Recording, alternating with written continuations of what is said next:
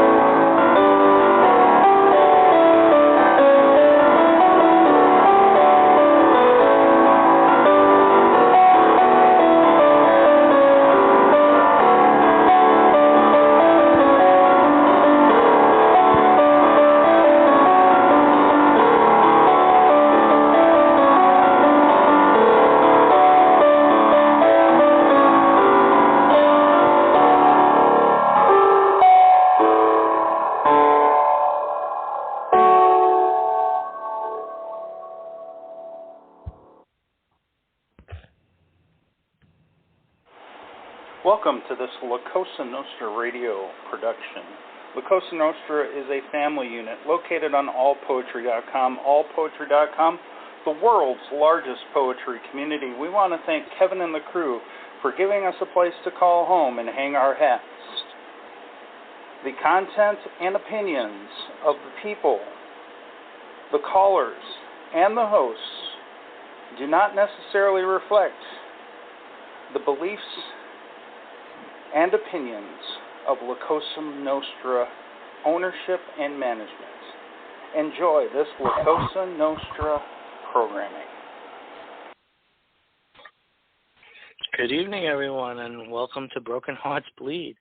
I'm your host, Raconteur, and I've got JCA help me out tonight on the phones. He's going to watch the door and help run the board for me because I'm blind as a bat. How you doing tonight, Jay? That's right. Well, at least we have one good eye between the three of us, right? Or maybe, two of us. Maybe. I imagine you're counting Boo, but then that's 3 good eyes. So math isn't exactly what we're here for tonight, is it? No, it's not. No, it's not. But I'll tell you what, there's a lot of people beating down that door right now. I don't know if you want to start letting them in, or if I can rattle on a little bit about what the topic is all about, because this word sticks in my craw a little bit when you talk about settling, because when it comes to being applied to material things, it kind of fits, but when you're talking about emotions, it turns into this huge confusion, I think, because, it kind of contradicts the definition of love to me. When you say you're settling for something, and it implies that there's something more, but when you're talking about love, you love someone regardless. You could tell someone, I've heard people tell someone, I love you more today than I did yesterday, but does that mean that they didn't love you yesterday? It's really a very convoluted thought when you apply it to emotions. So that was kind of where the thought came from, because I don't know. I think the word does relationships a disservice when you say settling. From the obvious, well, I shouldn't say obvious, but from that idea that, you've heard people say it before, oh, I learned to love her, or I learned to love it, if you're talking about a car purchase even, that's, like I said, an easier example to use. But, when it comes to people, I don't think it's a fair measuring stick. It's one of those things that just... I don't know. The emotions involved around it are very, very touchy, I think, and again, it's easy to argue both ways. I could see the point of view where you'd say, you're settling, but some people, again, when you talk about settling, to me, that implies that there's a goal or a checklist even that they're trying to live up to, a standard that they're setting, and by saying I'm settling, they're not living up to it. But, what if their goal or whatever it is that they're saying is unrealistic? You've heard people say, oh, my goal is to marry a millionaire. Good luck with that, But anyway, it's one of those things. I don't know. And then, my big thing about it, too, is the flip side of it. And then we'll start letting people in. And the flip side of it for me is how selfish is that really to ask someone to settle? That's like saying, I know better than you. I know what's good for you more than you know what's good for you, and you're going to take my word for it, and you're going to let me show you that I can make you happy. When meanwhile they're telling you, well, and this isn't for me, this isn't what makes me happy. So if you really love someone, again, and I'm back to that definition, arguing the definition of love kind of trumps the definition of settling. If you really love someone, you want them to be happy, and if they're telling them that that's what makes them happy, then, but that's my point of view, like the announcement so eloquently says in the beginning, the expressed opinions, yada, yada. All right, who do we got at the door? Well, actually, I was going to say one thing. When you're talking about a person answering that question, I love you more today than I did yesterday. Well, when they say, well, you didn't love me yesterday, that's just, I look at that as overthinking. And there's so many people that overthink so many things. So I just wanted to add my 2 cents in there. I agree with you. It goes back to semantics a lot of times and false arguments. That's another thing that irks me all the time is when people argue with each other. Someone will throw something out there and then, state it as fact. And the other person will just accept it without challenging that fact, When someone says, well, you didn't love me yesterday, well, how can you say that? That's not true. But anyway, I agree with you 100% on that. You're All right. And if you didn't notice the paparazzi around and rolling out the red carpet, let's welcome in Boo. Good evening. Booyah. Hey, sorry, my phone issues once again.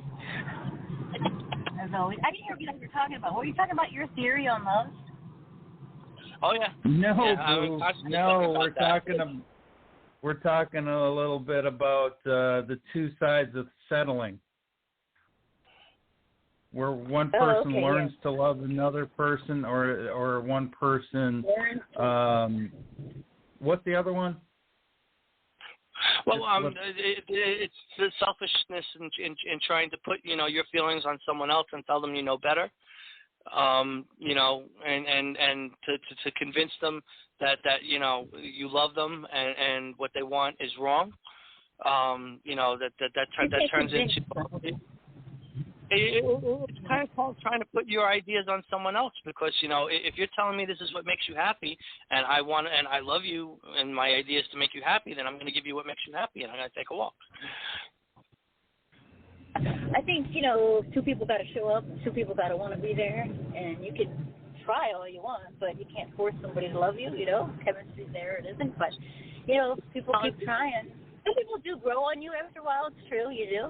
Right, but then you got to go back to the beginning with that argument in the sense of you're saying two people got to grow, they can grow on you. There has to be love in the beginning, there has to be that agreement in the beginning that, let's take this path, let's explore this idea. If you're not willing to have that common meeting place, that common starting point, then there's no point in it because the other person's basically telling you, I'm not interested.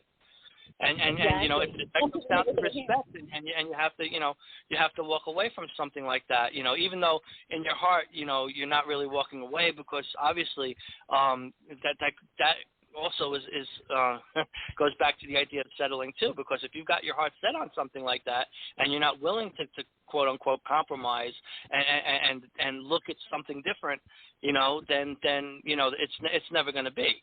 That's one of those things where you're kind of at a stalemate. Yeah. Do you think you can just fall out of love? I think that takes time too, eh? I don't know. That's another ugly idea.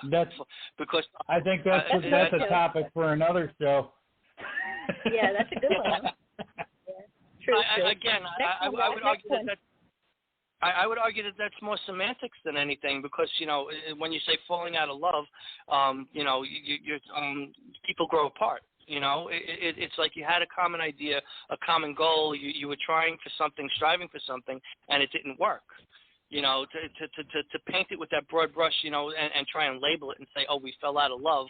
I don't know. You call it whatever you want. The fact is, you no longer want to be where you are. So, again, it's walk away. Whatever you decide to call it, it's semantics to me. We got to keep to the phone lines, folks. We got more callers calling in. Let's welcome to the show Blue. Hello, Blue. How you doing, brother? I'm doing fine, Jay. Thanks. Hi, Blue. Hey, Blue. How you doing? How you doing, Rack? Good evening, Blue. I'm doing all right. Good to see you tonight. Thank you. All right. It's time to bring in Rack's doppelganger. Hey, Raz. How you doing, brother? Hello. I'm not his real doppelganger. We just have a similar name. Hey, Rack. Raz is on time tonight. Hi, there Raz. you go. Let's keep it going.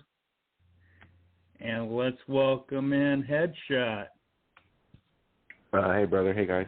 Thanks for having me. Hey, Chat. Hello, everyone. And last but not least, let us welcome Salwa. Hello, everyone. Salwa should be sleeping. Everybody loves Salwa. Salwa, I should be sleeping. No, I'm not sleeping yet. Hello, everyone. It's Funny Raconteur. Hey, Zawa. Hello. Hi. Oh, it's good to hear you, Blue. Yes, I know. I was there listening to all of you. Thank you. I didn't mean I know. I'm sorry. Thank you.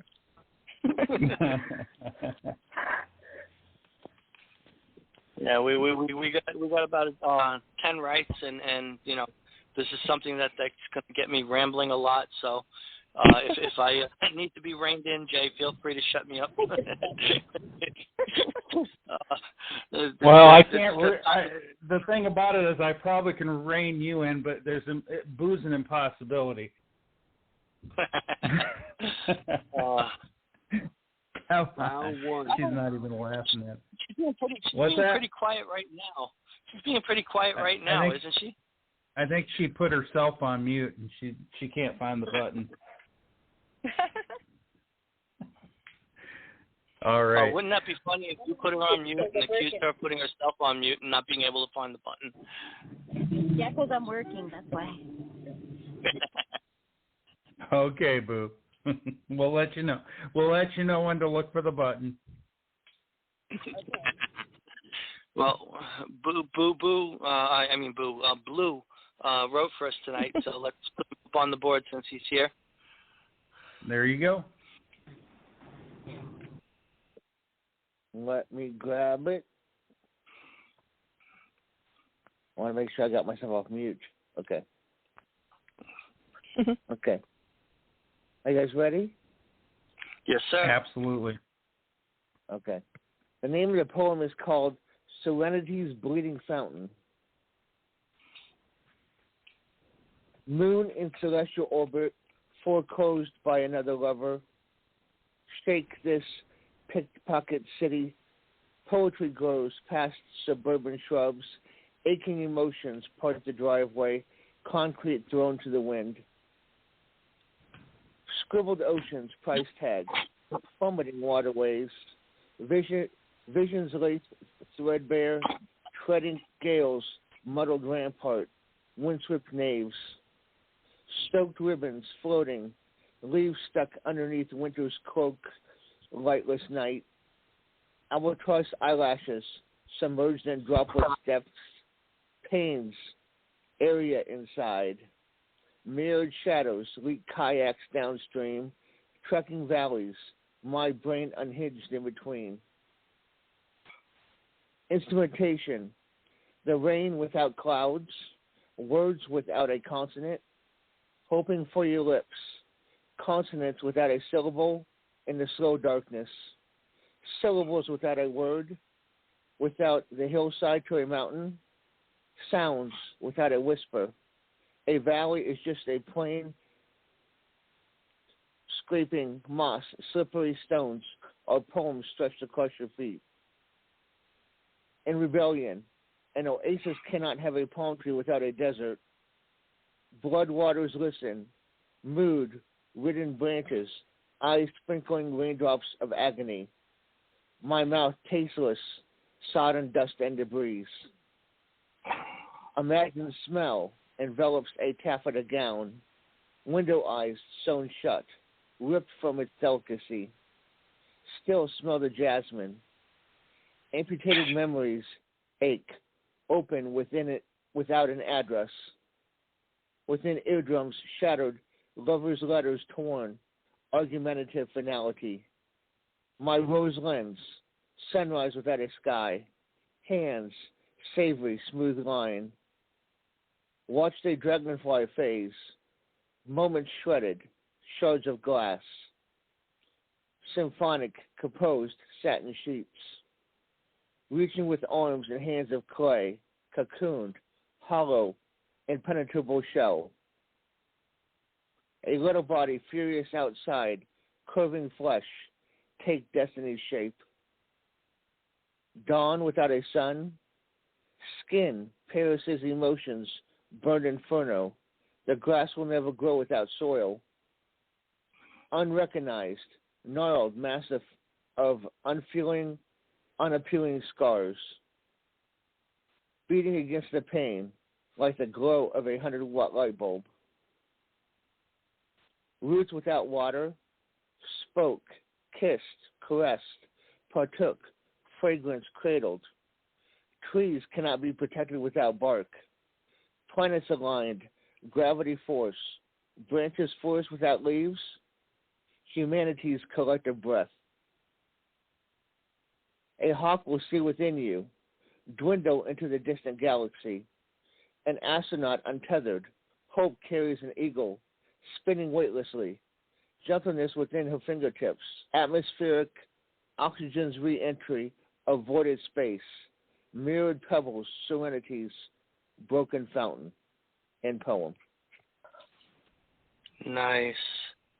I like how you touch on the duality of some things, how one can't be without the other, because that's kind of part of the idea, I think, of settling, is admitting that one needs the other.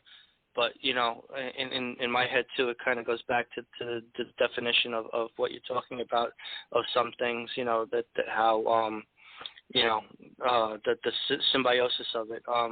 And if they don't belong together, it's just not going to work. This is clever. I really enjoy this. There's I won't say confusion in it, in the sense of the way some things fit together, and looking for that fit, I think is what you were going for. At least that's kind of what I see in some of the words, and I wish I could quote it a little better, because you gave some really great examples of things that didn't really fit. And the pain of it, the when you were mentioning broken glass and some of those other things, when you try and put something together that just doesn't go, it's going to be pain. It's not going to work. I see that in this as well. I really enjoyed this, Blue. Thank you. Thank you, Rack. Appreciate that. And Salo, what'd you think?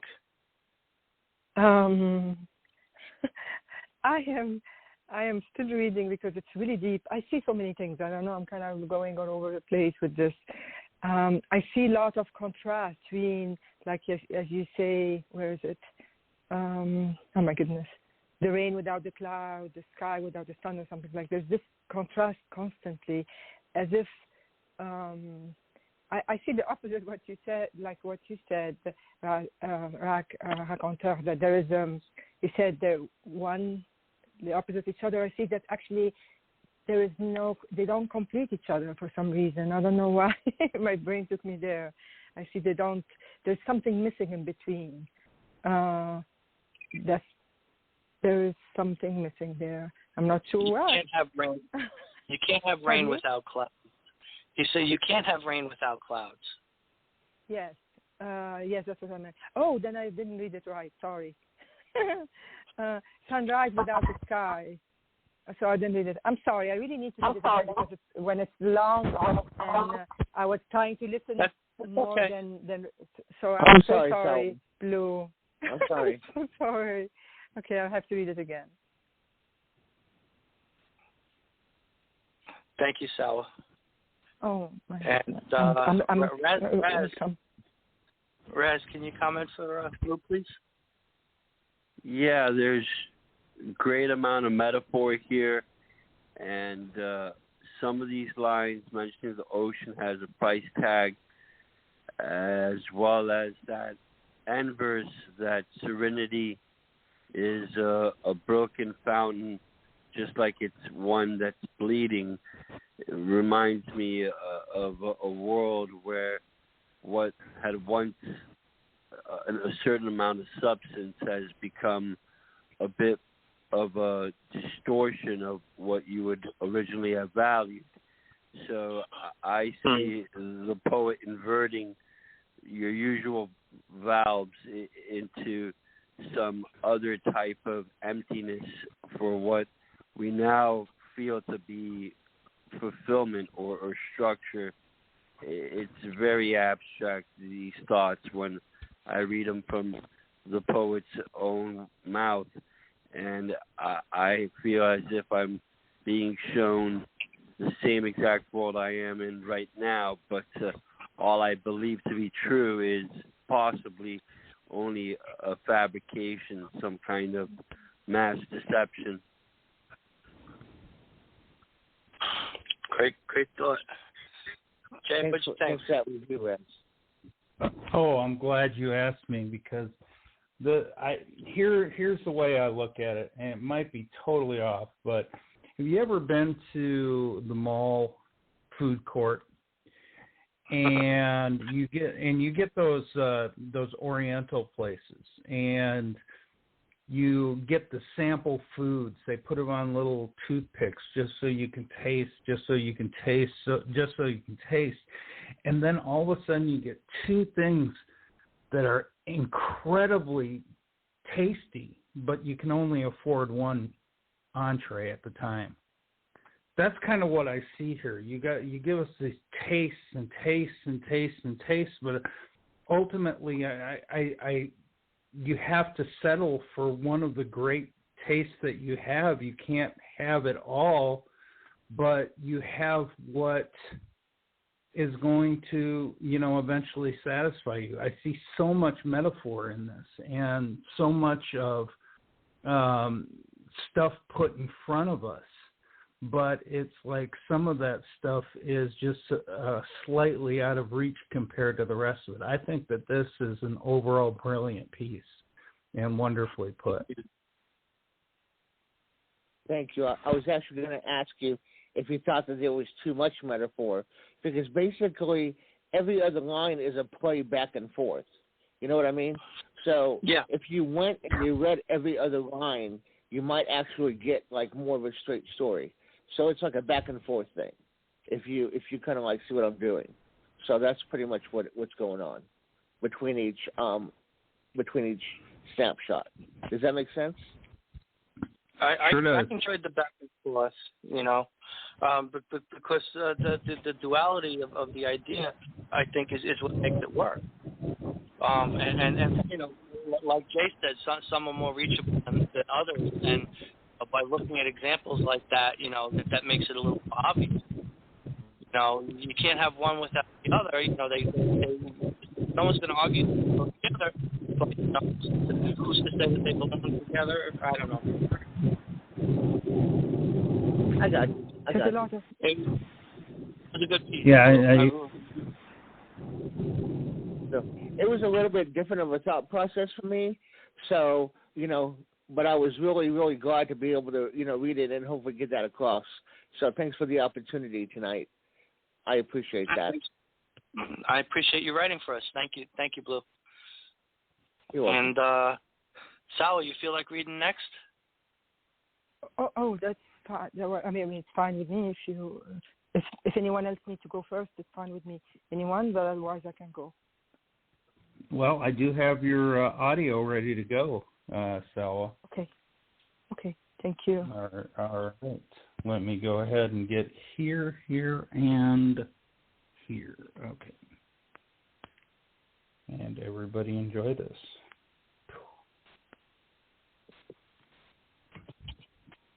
I love poem, neither dead nor alive, English version. I wanted to live and feel all the shades, tones, and variation of mental and physical experience possible in my life. And I was horribly limited once despite rich sorrows of innocence. I believed in the sacred, a pure love where two loving souls never want to part from start to finish. Improve, beautify, give, sacrifice, looking for, to listen, to share, to understand imperfections, to enjoy beauty. When a storm rings at the door together, overcome with strong winds, forgive with humble hearts, without hurting, without judging. Alas, my destiny sent me to incredible land, my dreams, my beliefs saved, and my memory. I lived there, neither alive, neither dead, the floating soul. I just ignored the painful truth. My wishes, my feelings, my dreams have become dormant, taught me to be neither demanding, neither happy, neither mean. Isolated from the world, I was busy reading, secretly dreaming, praying with supplication, crying with my loneliness. I saw my dreams flying away, turned away from the world, alone with my days. Boredom, anguish, and dread have become my support. The sun, the wind, and the moon have become merry leaf. Butterflies, flowers, and birds become witness to my torment. However, I was dressed in a dazzling smile, even when I screamed my pain. Pity I chased it too far. My thoughts had become fleeting. How many times they tried to wake me up. Fear did not allow me to listen to them. Until one day, my poetic pen saved them. And this is where I find myself. This is where life found me. This is where my dreams amazed me. And this is where my smile never left me. In this poem. Wow. This is beautiful stuff. I mean, I love the opening thought, neither dead nor alive, you know, that puts you firmly in limbo, and unfortunately relatable to some of us. But when you get to the end and you start talking about this is where your heart lies, you know, that truly sums up the idea of, you know, there's more, and that's why, you know, sometimes things fail as far as relationships. It's like very unfulfilled. Which comes from, I think, a place of limbo.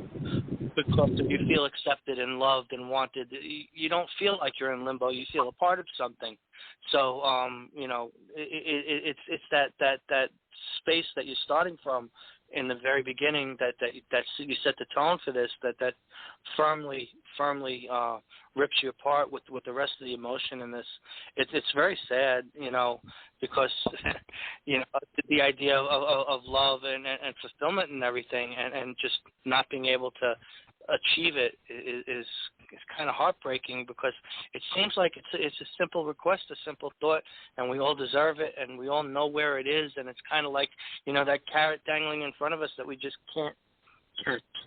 And you know, some of us are lucky enough to experience it and be that way, but it's I think that the pursuit of it that drives some of us really over the edge. Beautiful, beautiful piece, though. Thank you. I'm not sure if it was fitting the like the theme. I'm sorry, I tried my best to find one. Thank you for your comment. Thank you. Joe, what'd you say? Ultimately, this is a journey. This is where she is bringing us from point A to point B, living in a torment, but settling with where she is, and just because of the circumstances that surround her.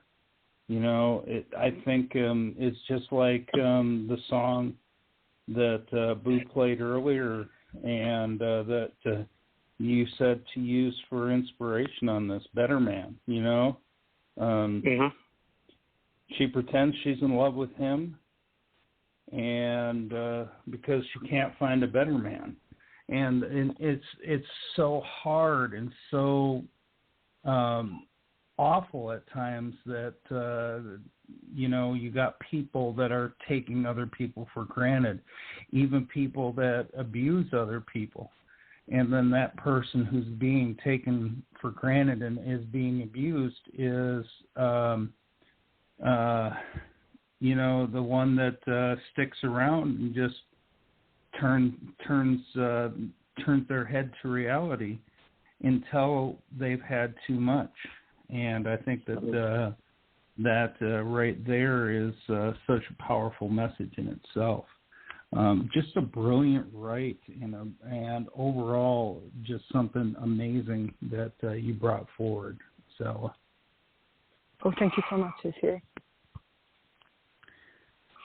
Are you back, Boo? I don't know.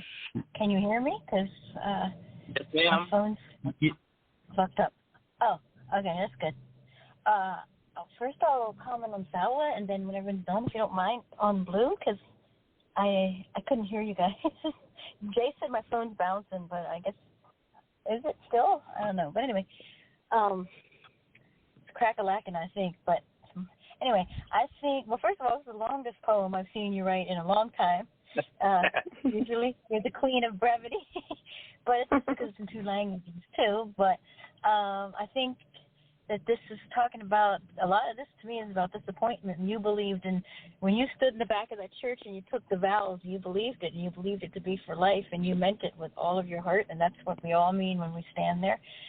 That you're going to be one of the ones that makes it. You're not going to be get divorced or whatever else. But the sad reality is, I guess 50% of us do. But also, you say, once this, where am I? Where to go? I'm going to find it. And what storm rings the door together overcome. You know, that's about unity and being with somebody who's not just your lover, your partner, your mate, and everything, that you believed in that wholeheartedly, and he disappointed you. That's how it looks to me.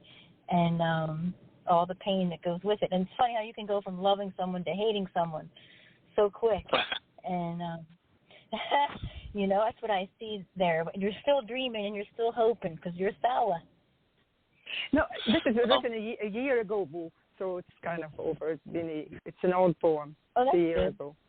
Yeah. Yeah, there you go. But, you just need a better man. There you go. Thank you. And Headshot, can you comment for Sala? Yeah, I thought she did a great job expressing herself. I thought it was extremely well read. I thought it was a very personal, and you could tell it was one of her experiences. And I thought she did a great job with sharing that. It was great, right? Thank you so much, Headshot. And thank you, Boo. You're welcome. I'll get one more comment from Raz, and then we'll do the. I think you want to put yours up next, Raz?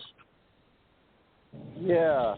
I noticed the title, Neither Living or Dead, is also mentioned in T.S. Eliot's The Wasteland, in which the narrator comments, we who are living are neither living or dead, and we are only waiting with a little bit of patience. And so here I see someone who endures a great amount of spiritual, physical, psychological trials, and yet they maintain that much more of a stronger personality, that it's not anything which is going to completely bring down their spirits, no matter how many times the world keeps on trying to affect just that in the course of time and nature. Thank you so much, Raz. What I'm going to do is I'm going to put Raz's poem down, but Boo said she wanted to comment for Blue first. So Boo. Oh, okay. Yeah. I don't know if Blue's still here, or did he leave already? I am still here. I was getting ready to go, but I am still here, yes. Okay. Yes. Yeah, okay. I love the picture that you used there, but to me, I do like what you said about every other word, kind of, but I see, like, someone who's, you're like starving for more. She's not giving it to you, like you're not satisfied at all. You keep asking, hoping for your lips to without a syllable. I like how you got the poetry mixed in there, too. I think that's so cool. And no matter, there's an oasis, there's a lot of things going on, but you're still not getting what you want. And then you take off your rose-colored glasses and you see, I think, the truth of what maybe this person is. Dawn without a sun, skin, persist emotions, burn, inferno. I have to read this again, too, because this is really deep, a lot going on. But I think basically this comes down to what you expected you never got. I don't know if I'm right, but good poem. And let me guess, it's a 10, right? You started. I don't know. 20. It's a 20. I'm just kidding. The start of the 10. 20. Really? I'm sorry, Boo. One day I'm going to get a 0 and I'm going to disappoint you. I'm going to just do it. I'm going to send you the link. That's okay. I take that every day. It's all right. That'll be the same day you get your crystal piano. Yeah, all right. From you, Blue. You're delivering it. That'll be the same day you get your crystal piano. Uh-oh, I'm waiting. I've been waiting my whole life. Then if I die of a heart attack just from excitement. I'd be happy to sit on the stool. I'll take just the stool, Nathan. I've put together $50,000 pianos before and carried them and done whatever. So I know it's crazy. So crazy. Okay. All right. Thanks, Blue. I appreciate that. You're welcome. Thanks, Blue. Raz Jay, is by on the way, the board. Jay is the other 10 king. Jay's obsessed with the 10s. I'm not necessarily obsessed with them. It's just my writing lately has kind of fallen into that category. I don't know. I haven't gotten a 10 in like years, probably. Anyway, okay, I'm shutting up. We got Patrick and Casey on the board too. Actually, Boo, before I go, Yes. your poem is actually the highest rated one that I have in my auto rank. Really? Yours is. Oh, yes. That's cool. Oh, Yes. that's cute. Thank you. If you auto rank mine, yours will come to the top. So there you go. You should feel special. Cool. There you go. Oh, All right. I do feel special. Thank you. Yay. Thank you. I'll write one back for you, but it'll be like a 5. It'll be fine. It'll be great. Thanks. You'll always be a 10, Boo. Don't worry about it. Thank you, Ray. Maybe even an 11. This one goes to 11. Nah, you don't know me. You don't know me. Minus a few points for my attitude.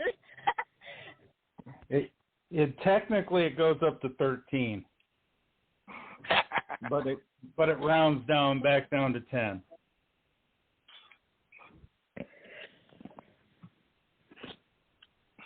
According to Spinal Tap, it goes to 11. Go ahead, Raz. All right. Here's the poem. Substitute Settlement. Lightning Rod, the Mississippi River, and the tributaries are essential exclusive subsidiaries, but one has greater mass, where the lesser halves and the discussion. You can return to Oz with a childhood fantasy, and that hardly explains the other Kansas. Settle for second best, and tomorrow first place is all that really mattered. Hard day draws can't feed as desired, the pressure constant, explosive, volatile. Settle for a replacement theory. Harold Squire, when the official release was an original model. The substitute differences are genetic imposed traits to bother the argument of the demagogue scholars at the campus university, the graduate front lawns, and the tiny stretch road where the cops have been defunded a relevant role for the criminal minors at Washington, Seattle. Is this the 7-ounce beer mini-size with the old English court imitating the 6-pack fully loaded at neutral throttle? Is this the brown sugar constipated highs when direct stimulus is Colorado water basin run dry, where the ecstasy anxiety medication fail the legal standard? Is this Lisa perfected sexual energy of being the perfect woman? The reductionist has commonplace the girl who whips the sweating laborer to borrowed sympathies and gratitude partner. Is this the cardiovascular workout on training hours when a vitamin B boost would invigorate to hackle an offensive line sack? Is this carrying a weapons permit when a real fight is whose arms, body, biceps hits the hardest back? Is this get through the workload for the consecutive final hours to the colleague's retirement and the exceptions to the rule bite behind which feeds and spits out the welcome home mat? Julian Assange WikiLeaks to admit to every government mistake and accepted conformity, learns little to react to the betrayal fact. Hunger strikes in the North thunderstorm, hailing Thor and prison food Steve Allen's late night commercial to go to the local grocer. Reprocess the extent of influence is going through processes to believe the general mass assembly subversion. Kid had the video game arcade last quarter and the planet rest assumption resumption. Cahoots the melancholic tears as part of the pain deleted off the official files to stick with a single altered version. The names which were blotted from the Book of Life had a second in universal history to be accidentally noticed. Multiple world theory we exist in the being born proposition compared to the physics contradiction theorem. Whatever was fully substituted, we settled, but our needs are met, is the annual average stat. Hurricane Katrina, New Orleans ruined down payment at housing complexes.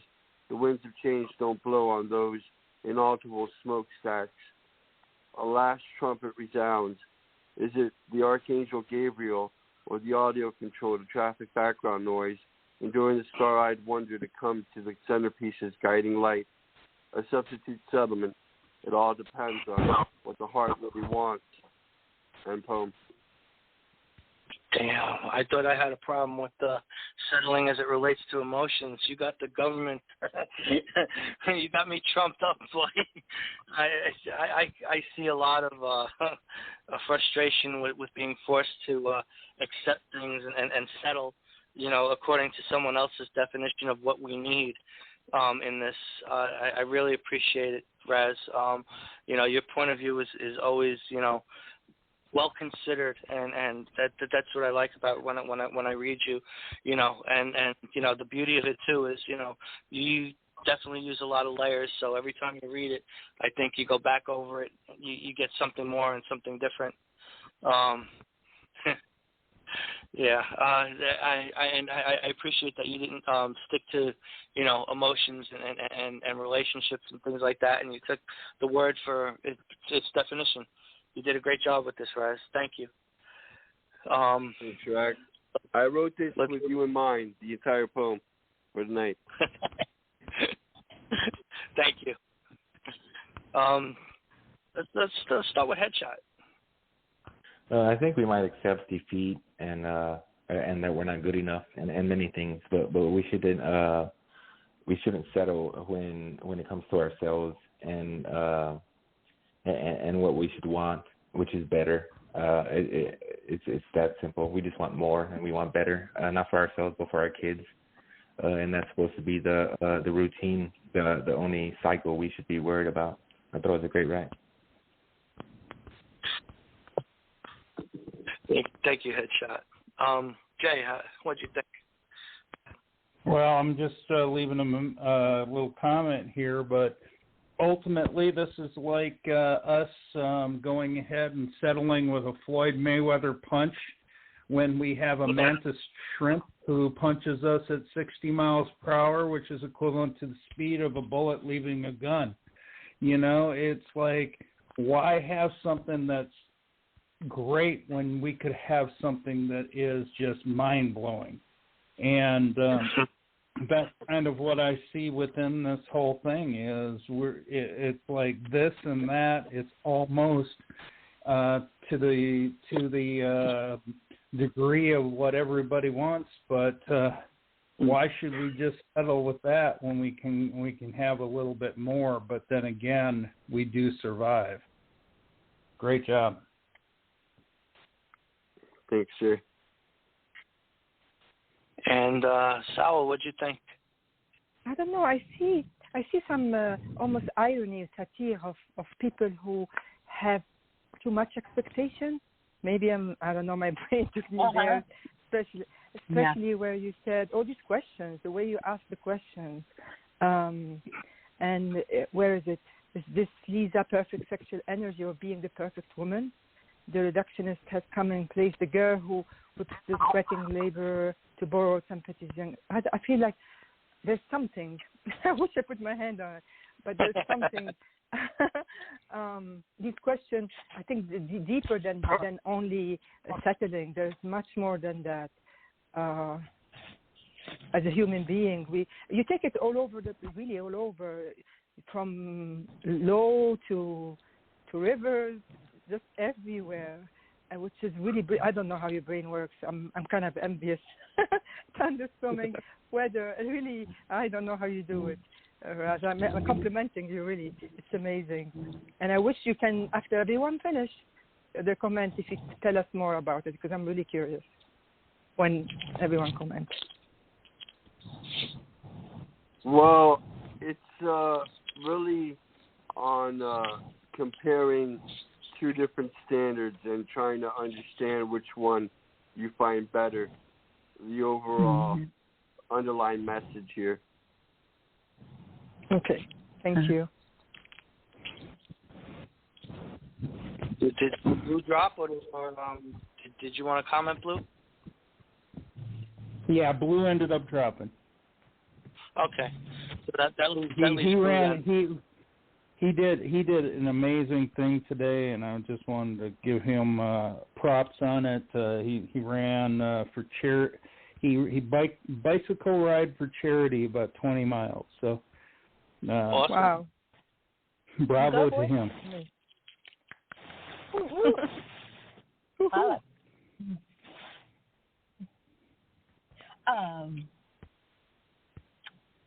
was I going to say? No, that's all right. I was going to say we have the poems if you don't want to comment and you just want to leave a written one. No, I do. I'm just I was just having a brain fart for a second. Sorry. Okay, for Raz, I like that you have Julian Assange in there. First of all, that's like always makes me want to read anything because I just think he's a badass. But this, I think, like comparing, like you said, the everybody has their own idea of the perfect person, the perfect woman, or the perfect man who they think, in their dreams or in TV or whatever they see, they think for them. But it's a fantasy, like Return to Oz, childhood fantasy, like because that shit don't exist, And if you're going to try to change somebody that you're with, then it's never going to work. Like no one's perfect. I think people should let that go. Love is about loving the person how they are. And I like the brown sugar constipated highs winter ecstasy, Colorado. I don't know if you're talking about legalized marijuana there, but or ecstasy, anxiety medication, like legal standard. Everybody's on something, or everything's a syndrome or a condition or whatever. That's so true too. I like the wiki links, the whole thing. I mean, this is just what's expected and what's real is what I see, and you're calling it out like you always do. And then the substitute settlement, it depends on what the heart really wants. Sometimes you'd settle for the substitute because you can't have the real thing, and that's sad too. But good poem, Raz. Yeah, I went through that realization, but by the time I reached the ending of the poem, what I mean by what the heart really wants is that you think it might be a substitute or a settlement, but you still get what you need, like the Rolling Stones said. Exactly. You can't really get what you want, but you still get what you need. Exactly. Depends what you're looking for, I think, right? Depends what you need, I guess. There's Keith Richards right there. Excellent job. Yep.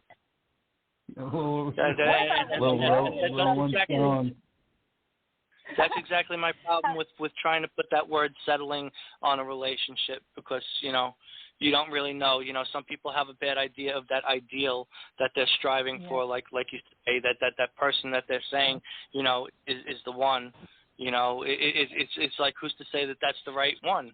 That it might not work, it might not gel. You don't know until you try, really. And sometimes at that point it's too late. Yo. What about when you're the substitute? I don't know if you've ever been there. Well, that's a whole nother ball of paint there. It's like if you're not someone's first choice, it's I won't say impossible, but it's disheartening to try and live with. And I think it's something that'll come up later on in a relationship because every time you get compared to that person, you'll feel it, you'll know it, and even. The problem with that, too, is even when you're not comparing them, you're going to get accused of comparing them anyway. So you can't win in that situation. Yeah. There's too much, I think, frustration wrapped around something like that. Again, it's a ton of emotion and a ton of misdirection, which kind of is what Raz captured as well. He's talking about the ideals and my stupid phone. Yeah. I again, great job, Raz.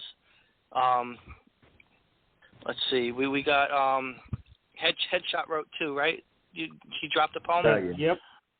Yep, I will go ahead and grab that for him. Thanks.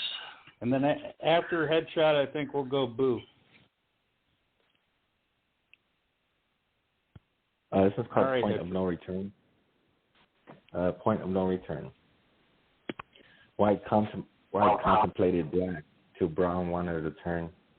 House is on fire. Burn, baby, burn. He gives her everything, which is nothing, while he never gets enough. Some choose to settle because the road is too tough. Who needs pre when 10 pretend? Some snakes stand, others slither. Some rattle, others wither. Wither away. Ick, swap a talk for a tick. Go for a bite, but just take a lick. Gills of thrills paint the hills. Pills, 'cause real is Kodak and Mills. Not saying I'm the best when I claim to be the worst. However, when tables turn as we flip the burn, blessings be and come as they become from a curse. Not having more kids when I already have 2. They don't like to play with us 'cause of what we do. They said tomorrow, but the wind just blew. This has happened before, but this time I am at the door, and we're already through.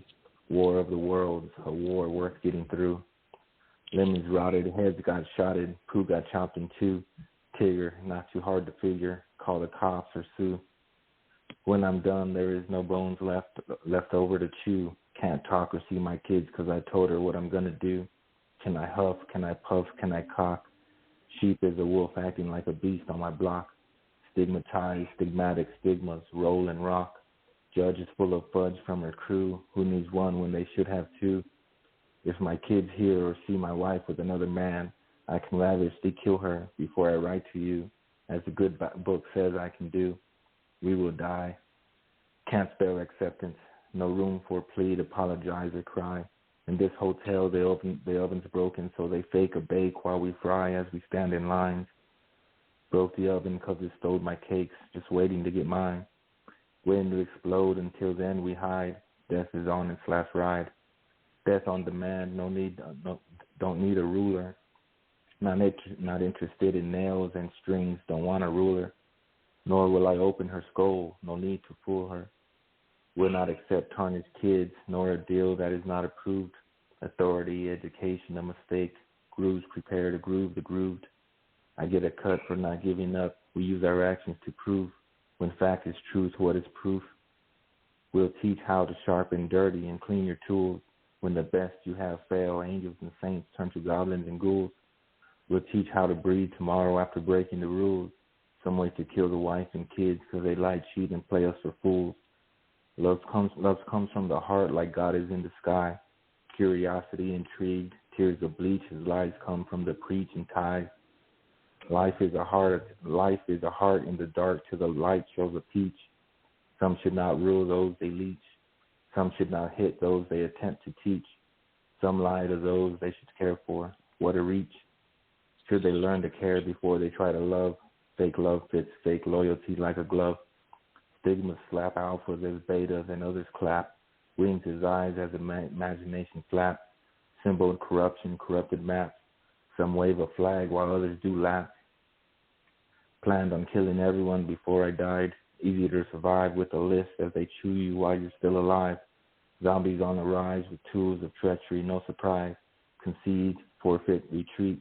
Death or dishonor, it's do or die. End poem. Wow, you really wrung a lot of emotion out of this. When you started mentioning the kids and everything, it really took a turn for me. But, you know, the whole thing is very relatable. And then when you talk about, you know, settling, to me, that kind of implies acceptance as well. And you know, there's things that aren't acceptable, especially when a relationship breaks up like that. You know, legal terms, they throw that around too. You know, it's a settlement, divorce settlement, and things like that. It's you know, and I don't know your situation, but you know, just to throw that thought in there as well, on top of everything else, that the law jumps on that word as well. I think they even go so far as to say that it's not a good settlement unless both parties are dissatisfied. You know, it's one of those things where,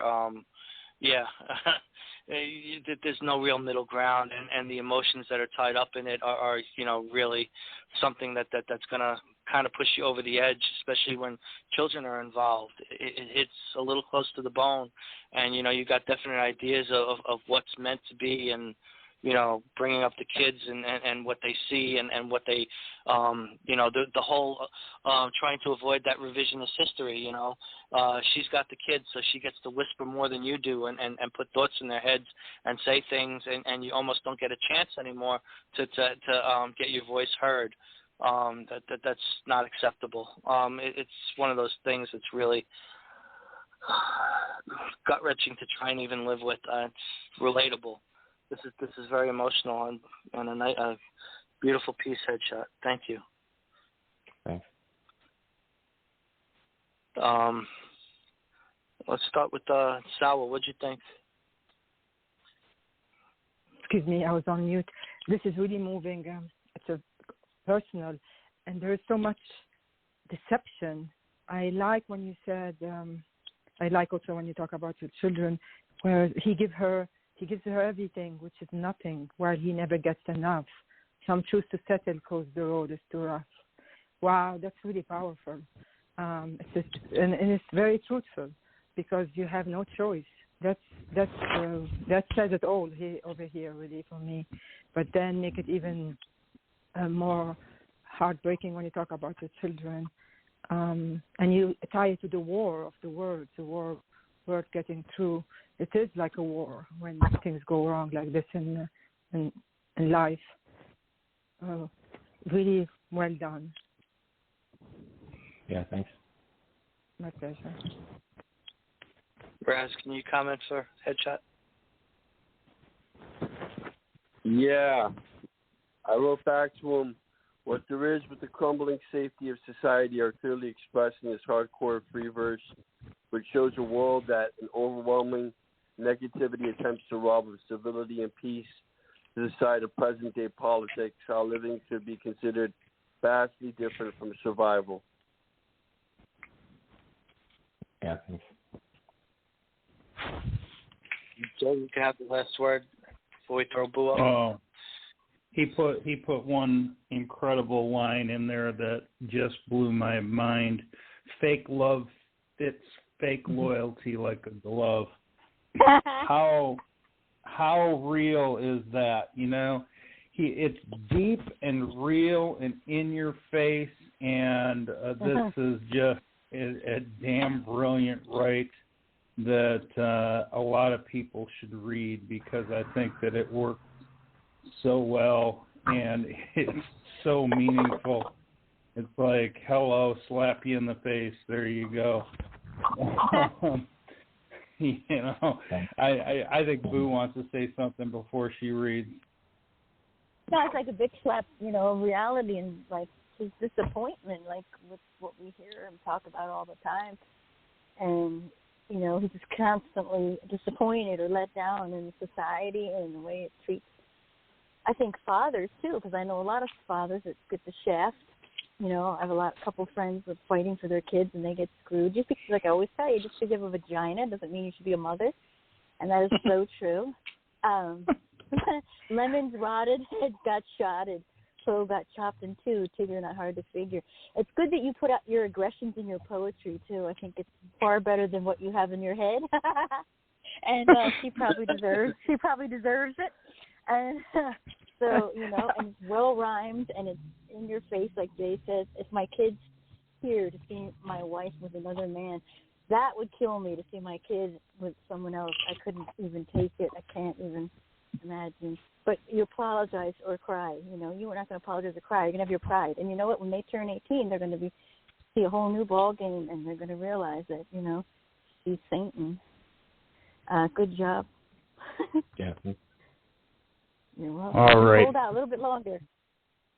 Here's what we're going to do, Rack. We're going to put Boo up on the board. I want to say hello, first of all, on the phone lines here to Silk. Hey, Silk, how you doing? Silky. Hi, Silk. You made it. He's somewhere where it's really loud, he said, Jay, so. Yep, and what we're doing, what we'll do is Silk will read right after you. So, Boo, if you want to go ahead, and you are up. Okay. This is called Bankrupt and Bruised. And it goes like this, and I love the picture. The names have been changed to protect the guilty. continually fall for the emotional bankrupt types, the ones unable to talk about their feelings, becoming close without getting too close. I am not a pet, some whimpering Mongol my master left on the side of the road because I was too wild for you to tame. Endlessly created love within fragile ruins, equipped with acidic flames on the lips, born with ash in their conniving eyes. Maybe I hold a passion for self-destruction, perhaps got a kink for self-sabotage, emptying me out, leaving spirit shortchanged. These sadistic emotional vampires that I willingly vacate my morals for, settling for less than what a goddess deserves. Once rose-colored glasses come off, discover nothing but self-centered prick who has the nerve to call me a jagged thorn.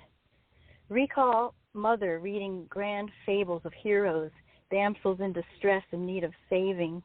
Wanted a lifetime for my Disney prince to arrive. A lifetime for my Disney prince to arrive. Today I refuse to become a gory carnage, rise above the dingy smoke and mirrors in a graveyard filled with well-worded lovers. Gaslighting became the only warmth I felt, secondhand knockoffs in a bargain bin, boys dressed as men, looking to be breastfed. Emotional vampires who drained my worth, ultimately paid attention to all the red flags, realized how blind I had slowly become. Integrity speaks such truth I offer no apologies for the walls I built around my jaded heart, walls apparently too gigantic for you to climb. Nightly served a gigantic heaping of bullshit, here within a worthless fool's paradise that sprouted nothing but heartache. End poem. Well, congratulations on you got a gold on this one, huh? Good job. Yeah. And well deserved. I like the observational point of view of it because that gives you a chance to do a lovely introspective and narrative and kind of not so much story that almost implies that it's not true, but leading us through what's going on in your head and everything. You touch on the emotion wonderfully. You bring it out beautifully. And you even refrain for the most part from the name calling, which was very classy. Although you did get your prick in there. Got to get a good prick in there, Yeah, she got her prick in there, and she whipped out a titty. Okay.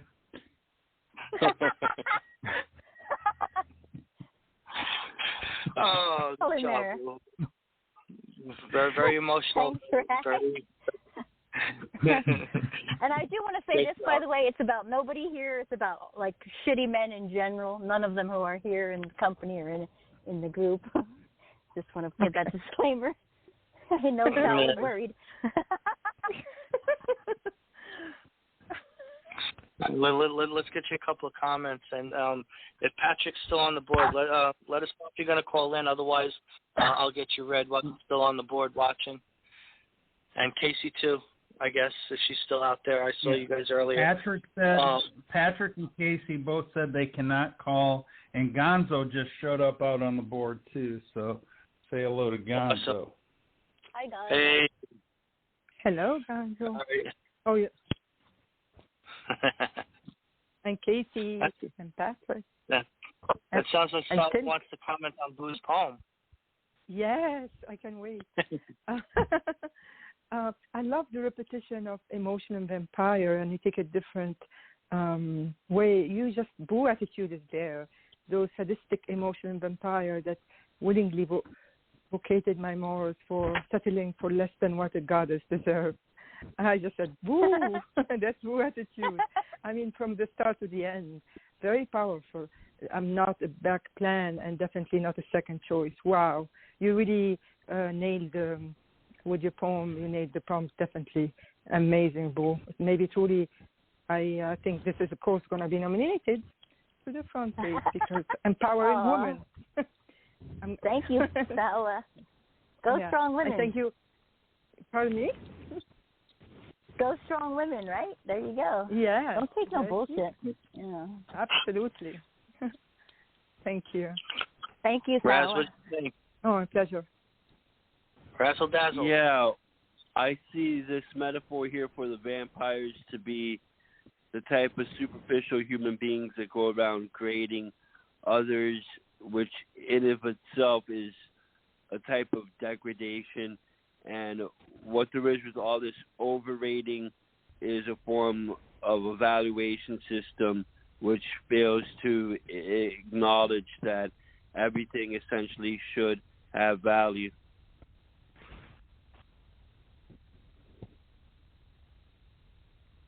Thank you, Raz. Thanks, Boo. Headshot, can you comment for Boo, please? Yeah, I think it elaborates on the on how we close up walls and how we expect so much from each other and how much we want in life, how much we're told that there is to gain, and how we build up walls and restrain ourselves through the issues we go through.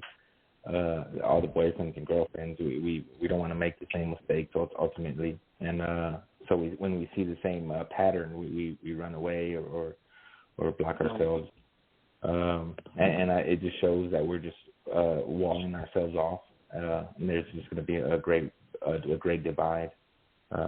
Is what it seems like. It's a great rant. Thank you. Headshot. You get the last word, Jay. Oh, then you got to let Silk comment as well. But what I got to say about this is that this is a woman that's lived long enough in her life, who's lived a lot, who's been through a bunch of crap, that now she doesn't need someone that she needs to teach on how to be a man. She just needs someone to step up and be a man. And there you go. Get the hell out of her way if you're not going to be that, because that's bottom line who Boo is. She is a goddess, and she's going to show she's a goddess, and she's going to frickin' let you know she's a goddess. There you go. What did Bruce Willis say? Welcome to the party, boys. Yeah, that makes me sound like a bitch, but it's true. Don't accept less than you deserve, ladies. Don't conform, is what's a big part of it. Thanks, Jay. Well, don't fall into the trap of unrealistic expectations either. Because, true. sometimes that kind of works against you, You expect more than someone's able to deliver. You're setting yourself up. You say it was loud where you are, Silk. Did you want to comment? Silk? Yeah, I think he's going to write a comment. Yeah, maybe? as soon as I got off mute here. Yeah. No, I really dug this, and I haven't read very much of your free verse, Boo, but I really enjoyed this, especially I remember you let me see it last night, and you definitely polished it up and made it a lot better. Or not a lot better, but I definitely... No, it was jacked up last night, I agree. No, I wasn't going for that. I was just... I definitely see some improvements in it, and no, not that it was bad last night, but no, it was full of a lot of emotion. Definitely relatable to a lot of this, especially the part we were talking about the sadist, emotional vampires that I willingly vacated my morals for, setting for less than what a goddess deserves. I really enjoyed that line in particular, and just a great piece. Thanks, Silk. Thanks for calling in. Yeah, you would enjoy a line about You would enjoy a line about vampires. Great observation. Of course he does. Yeah, to come find a quiet place. Thank you. All right, you are on the board. You're on the board, Silk. Okay, sure, thanks. I appreciate me come over here and grab it. So I'm reading off my phone now. Okay, this one's called Vinyl Suicide. I play our songs all at once, like vinyl suicide. Silence grows like a pestilence where the pain can thrive. These halls spiral into dismay, candy-coated cyanide. Beneath the surface of her gaze, a penny dreadful homicide. Shattered dreams and empty veils, love's a witch's curse, spiraling descent into hell. Who can name who first? You stalk my sleep like love's sick cliches, your cancer's growing in my bones. I've learned to feast on your decay and wish my heart to stone. So bind me in your mercurial cords, I'll be Hades to your Persephone, a poison kiss then upon our swords, no peace to bridge our thrones. And poem. Nice. I really like that this. One. Yeah, yeah. You did a great job with this. The mention of cyanide and vinyl, the way that you transition between the music to Persephone at the end. I really like that. There was something else that you did that I also thought was very, very clever. But I mean, the whole piece was exceptional. I really enjoyed this. The pain is blatant too. But feasting on decay, that becomes such a cycle. I think oh wow. I like what you did with this, Silk. I really do. I appreciate it very much. Let me get you some comments. Jay, do you want to start? Sure. I think you knew a couple of my exes when you mentioned candy-coated cyanide as far as that. Because, that's about what it is, It's like you have this outside lovely feel to it, but the whole thing is not complete, and that can be a problem there if you don't have that complete person, that complete package that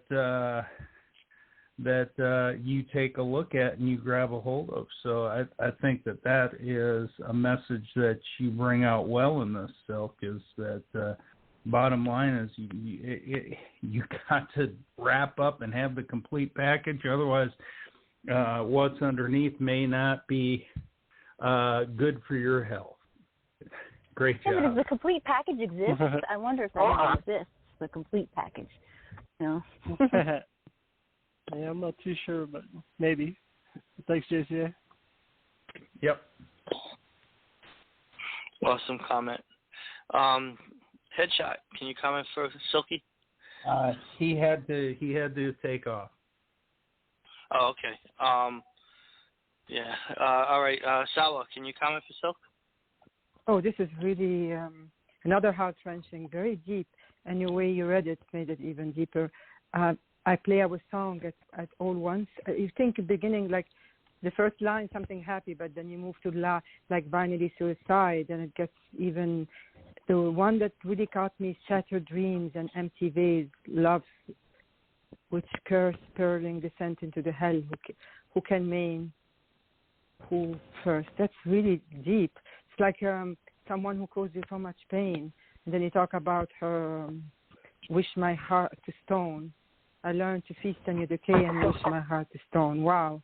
Very, the choice of your verbiage is incredibly perfect to describe how much pain you're in. It's very well done. No, thank you, Sola. Oh, my pleasure. And Boo. Yeah, I read this one last night too, and I think it's incredible. I already nominated it, Sawa, so you don't got to worry about this one. Sawa gets banned from the front page. Well, and appreciate it. Allowed to nominate it. No, I'm not even sure how you not nominate banned. someone. I don't even know, Silk. I'll send you the link. Sawa knows the link by heart. Oh, okay. I'm kidding. I'll send it to you. You're right. She'll send it to you. That's so funny. As soon as I showed Sawa the link, she was all over it. But I love the picture of the two skulls up there. That's so cool. And even though it's sad, it's still got your hint of sensuality there. I don't know if it's just the voice or what. But, and I like anybody who mixes music with poetry there. And it just starts off like right away, vinyl suicide. And that's such a great description of pain, I think. And shattered, you got all the shattered and brokenness. You still soft my sleep, like lovesick cliches. And that was my favorite part right there, lovesick cliches growing in my bones. That's amazing. Like, this is somebody you just can't shake no matter what. You've tried. She's in your heart, your soul, your mind. And maybe you compare everybody else to her. I'm not sure. I don't know if it's real or not, but it seems like it. But the brokenness is there. No piece to bridge our throne, so you both lost, I think. And maybe you both know it. I think this is really great, awesome descriptions, and I hope you get up there because you deserve it. Well, thank you, Boo. And I'm just keeping it a mystery. Yeah, keep up the mystery. The mystery. And I give Jay the last comment. You already, you gave me the first comment. You started, didn't I? Yeah. Okay, yeah, that's right. So that's what Phil does. He teases you. He leaves you just a little bit. You haven't given Raz. You got to give Raz the last comment. Razzle dazzle, like this over. Thank you, Raz. Yeah, there's plenty of here of the romantic, going to hell because of lost or unrequited love. I see this theme infrequently within modern day artwork, like Something I Can Never Have, 9 Inch Nails, Pretty Hate Machine. There's the confession of wanting someone so badly that they haunt your mind until you feel as if it's a person who caused a greater part of your soul to lose. And the poet is very forward on that theme, using these descriptions of being no more but Hades, while Persephone was really the opposing throne. Yeah. Sort of like love and hate at the same time, I think. Right, Phil? Yeah, thanks, Raz. Yeah. Yeah, I always get Persephone and Persephone mixed up. I think I've heard it both ways, so. Yeah.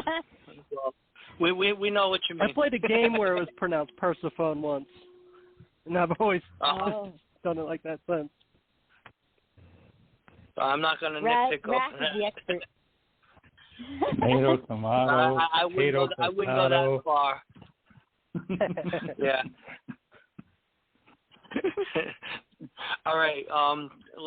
Let's put Gonzo up next. All right, and I got an audio for Gonzo as well. So here we go. I want to hear Chase.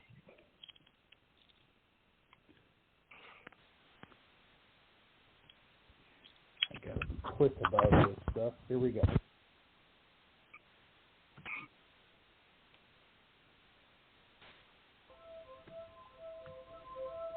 While skulking in my bed, feeling more than one half dead in the deep of REM provided where down comforters resided, rested thoughts of dread I heavily bore.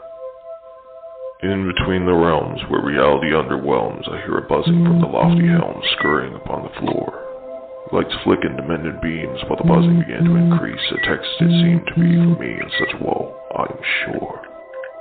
Unwarranted and unkindly rested suddenly found me finally to the rift that drifted blindly, blind to the stains of pain on my plain linen decor. I blankly replied without typing, since surely I'd only be griping, so enraged my sorrow tightens and tightens to my core. Still no sound was heard abound, except more buzzing to be found. A text from no one special, of this I am sure. Fall asleep to spy a peep of who I loved before. Tightened my grip onto her ether, realized I could not be here for any longer than a waking roar. The jarring snore turned to grumble. I decided awake was too much trouble as a rumble emanated from a closed dresser drawer. Wide-eyed, I'd pounced, blood boiling, building anger by the ounce. Would you cease this confounded sound, lest my sanity restore? I idolized the meek and mild to weak and wise, but on this crescent moon so high on me I'm stalking sore. Wretched that day, once hard to say, as I stuttered out some calming lore. No longer did I ponder in a grief that continued to bother the name familiar somber thoughts of my lover adored. Impossible to be it karma, history, or fate, follow destiny, she did so happily into an early grave. Cross lines and wires hid my desire to believe there was an encore, to sleep, perchance to dream of her, together forevermore. A simple plan to execute, but when said aloud, pride will refute and decide, pomp and circumstance denying myself the gore. Wearily inept, I slumped as I crept towards a fatal jump, numb as I breached the border, crossing the window like a door. In one side and out the other, to reunite us with one another. No longer will I slumber to see who I was living for.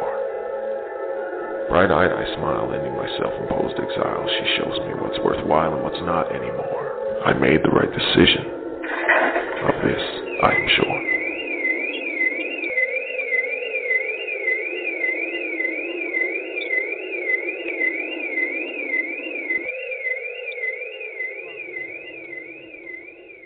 Oh, hell yeah. Holla. That was good. Yeah. I don't know that I think I heard him before, but I don't remember his voice being that enigmatic. I'm aroused. I'm kidding. I can understand that. I can definitely understand that. He's got a great voice. He's got some great lines in there. When he got to the part about ponder no longer. Damn my phone. I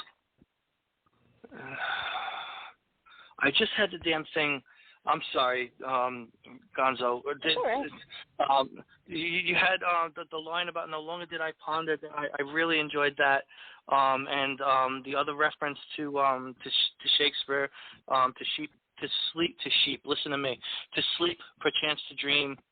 That was also a brilliant the way you worked that in there. I like when you grab, or someone in general kind of grabs those little snippets as a nod to another classic work and incorporates it their own way into their own piece without, plagiarizing it. I mean, obviously everyone knows it from where they know it from, but the reuse of it, I think that's a beautiful example of the right way to do it, that it's not, plagiarism. It's not, overdone or cliche even. It's a thought in its own right, and it works very well with the overall piece. And I was getting annoyed at your little insanity chirping there until I realized that's why you did it. And I was going to say something, but I could appreciate the artistry of putting it in there. Maybe if you could have toned it down a little bit, I would have liked it a little better. But you achieved your purpose. You drove us a little insane, I think, with that noise, because I thought someone was trying to message me or my phone was making a noise, and it wasn't your poem that was doing it the first time, and then the second time, and I'm like, oh, wait a minute, that's you.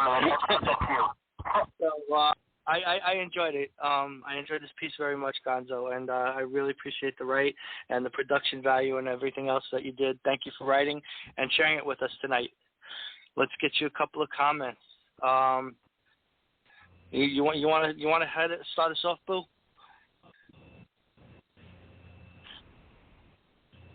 No, I'm sorry. Can I go next? Because you can go whenever you want to go. It's your show. Okay.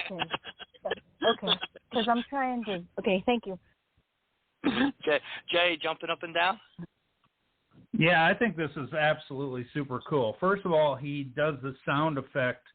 It is his voice, but it is in a different decibel, 13 decibels lower.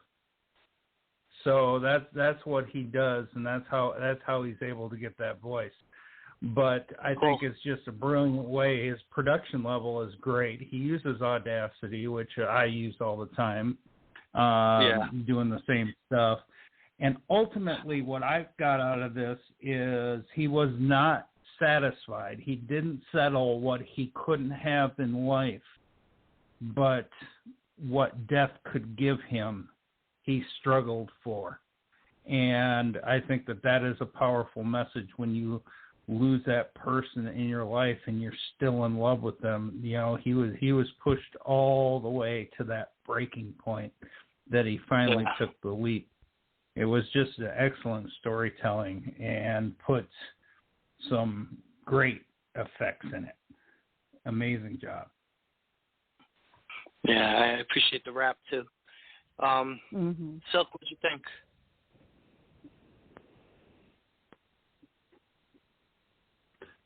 Yeah, Silk, I totally, I'm here. I had to get off mute.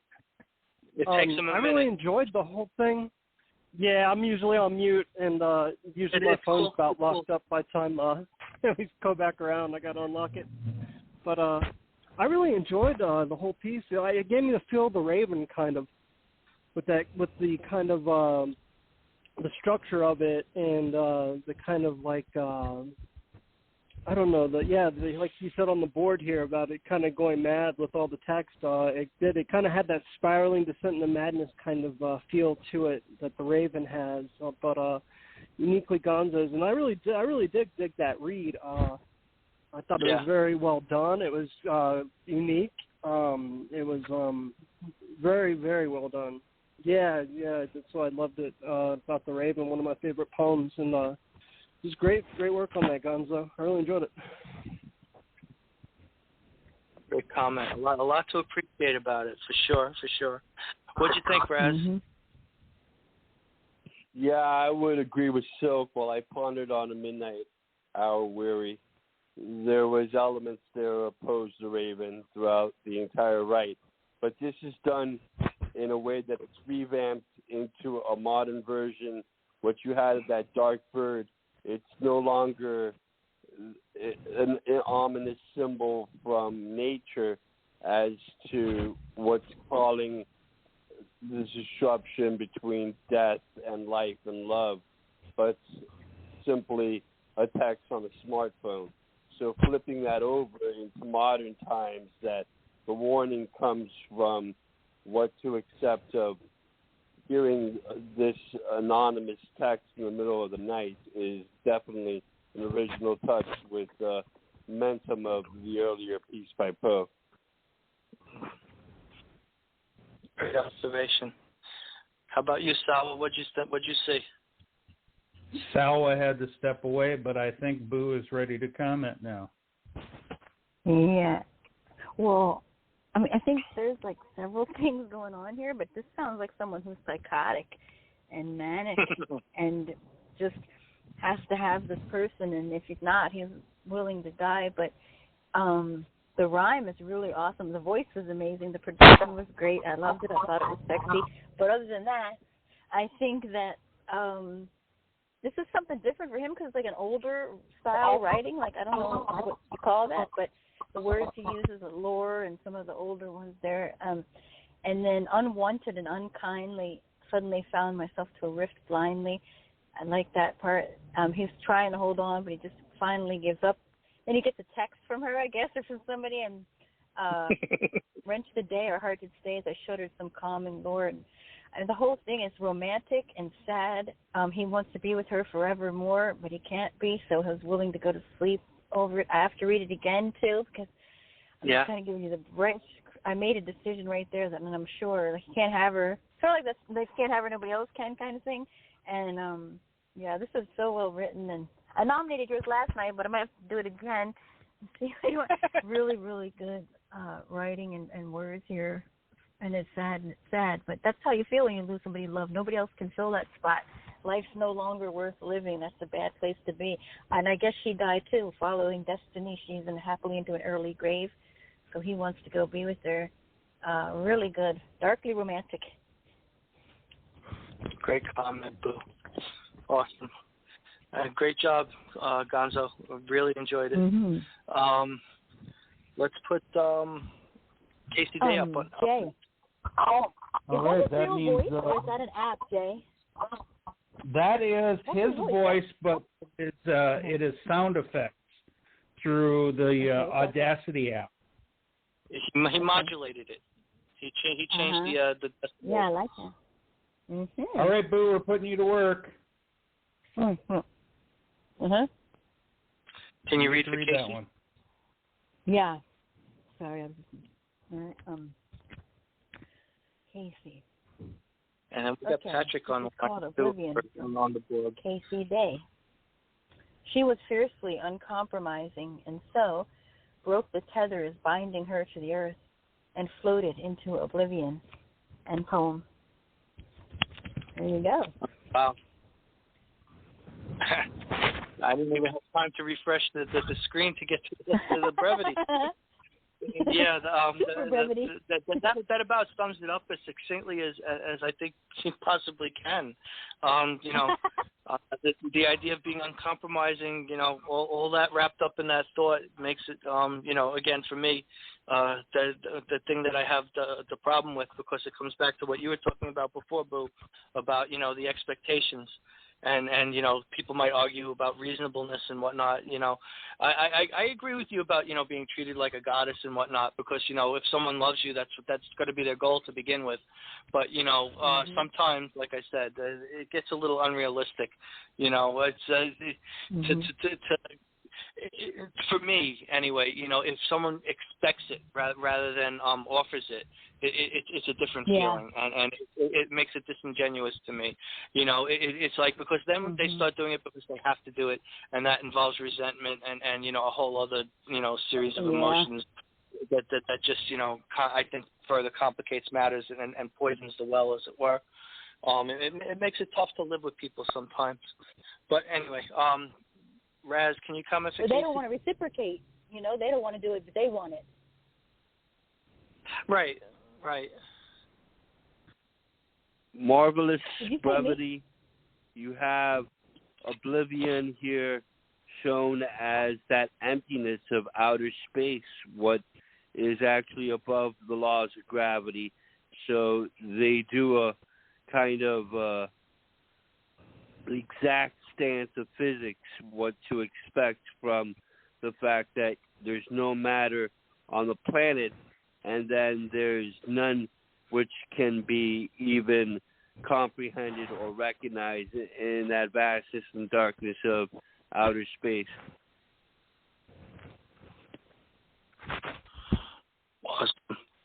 Awesome point of view. Yeah. Jay, can you comment for bottom line? This is kind of Boo's talking about the goddess here, isn't it? Not compromising that which holds you down. It's like, okay, I'm in a relationship, but you know what? This relationship absolutely sucks. This relationship, I'm giving up too much within it. I'm actually becoming worse for who I am today than what I was when I started, and it is just tearing me apart. So I since I'm a goddess, I can break free, and I will just float to wherever I need to float to become free. And if that is oblivion, then I will go to oblivion. Mm-hmm. Yeah, I like that she didn't say goddess and she just said uncompromising, because I think that's more to the point. Goddess goes back to labeling things, and that starts to get dangerous to me. I mean, arguing if someone is or isn't, and where you put them in attitude and everything else. So some people think, like you say, Boo, that makes you sound like a bitch sometimes, or there's other people a lot of who argue about. Too. Like people, I know they probably look at my page and go, "Oh, goddess, what a bitch," But I mean, I do feel that all women should think they're goddesses, but it's a kind of a joke. But the other side, it's like, value yourself, and it's funny, kind of like fun. Yeah, but I know some people think that, what a douche, To them, I say, "Oh well." From a mutual perspective, it's a beautiful thing. It's half joking, the goddess. I don't know if any of you ever heard Judy Tenuta way back in the day, an older comedian. Yeah. That was her shtick, the goddess. Woo! But she meant it, kind of tongue in cheek. The idea that women are meant to be worshipped, some people agree with it. I'm one of them, but it's got to be mutual, and I won't say earned, but deserved at least. And yeah. I don't know, some people's ideas that surround it. Anyway, too short of a brevity to start expounding on areas that she probably wasn't even thinking when she wrote it. Beautiful job. I enjoyed it very much. What does that leave us? I think we've got on the board. Patrick. He's waiting patiently. Do you want? I think Boo might want to. Did Boo want to comment on that, the one she read?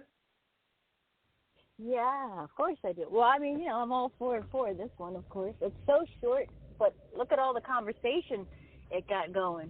And, yeah. I mean, it doesn't really matter the length, you know. I don't think anybody should compromise, and if you are, then you know, you're probably with the wrong person. And never, like, lower your standards or lower who you are or become something that somebody else wants you to become, because that's never going to work. We've all tried to, like, mold ourselves into who they want us to be, and as soon as you start being yourself, seems like then they like you more, and never settle. I don't think any woman or anybody should really settle, but I see it all the time. You know, I got a lot of friends, they don't care if it's a good man or not. They just want to say they got a man. It doesn't really matter what kind of man, as long as they got a man there. I think that's sad. They're waiting by the phone and all this other bullshit that I see. So, and I don't think guys like that anyway. Guys, I don't think like that desperate, you know, clingy shit anyways. So I don't think women need to get that too. We gotta have something going on, I think. Yeah, she says it all. Just break three sentences. You go, girl. Good stuff.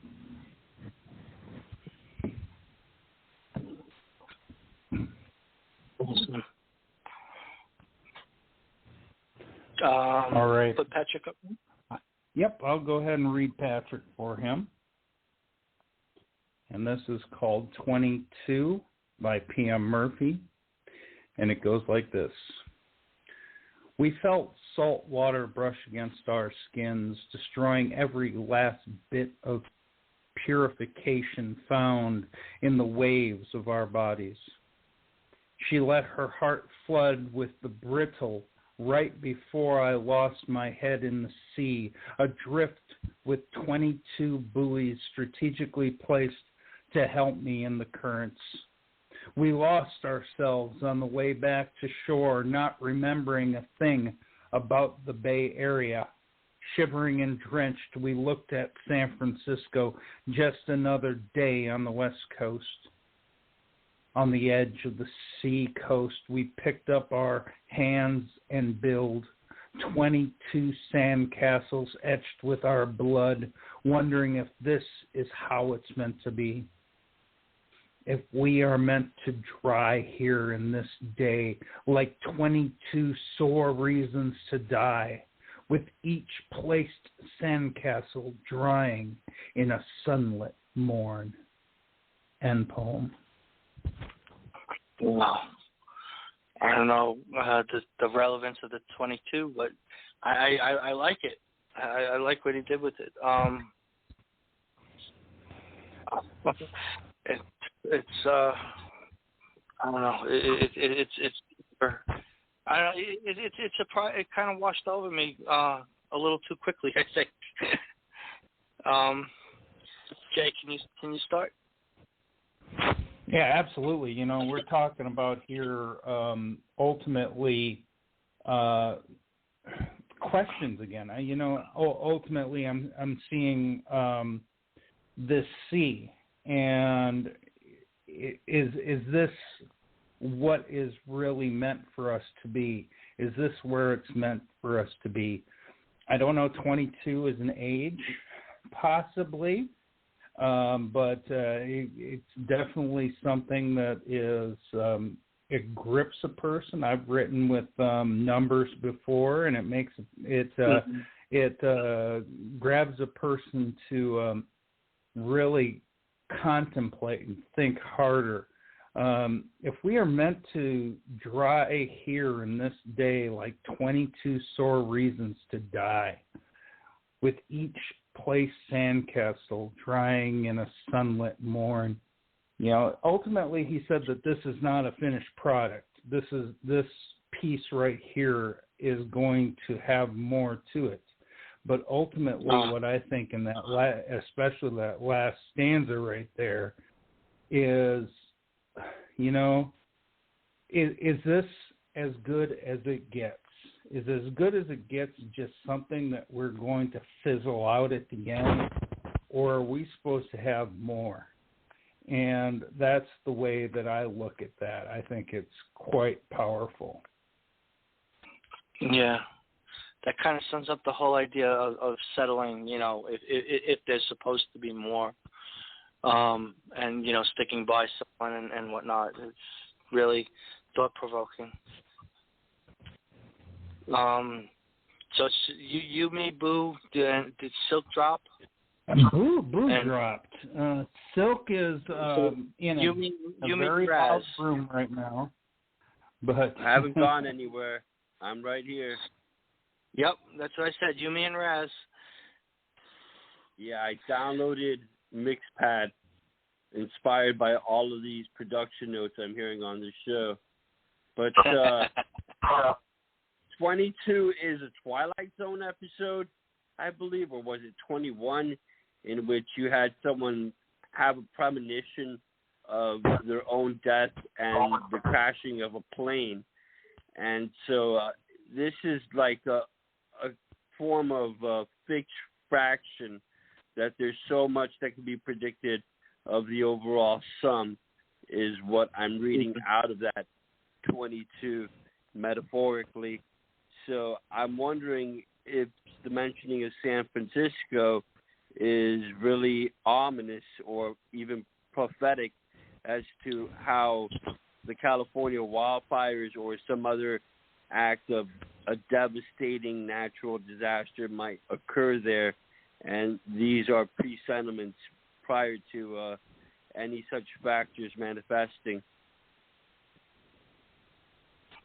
Yeah, he did a good job mentioning that, because it sparked a lot of curiosity and controversy. I'm trying to find, 24 hours in a day, nope.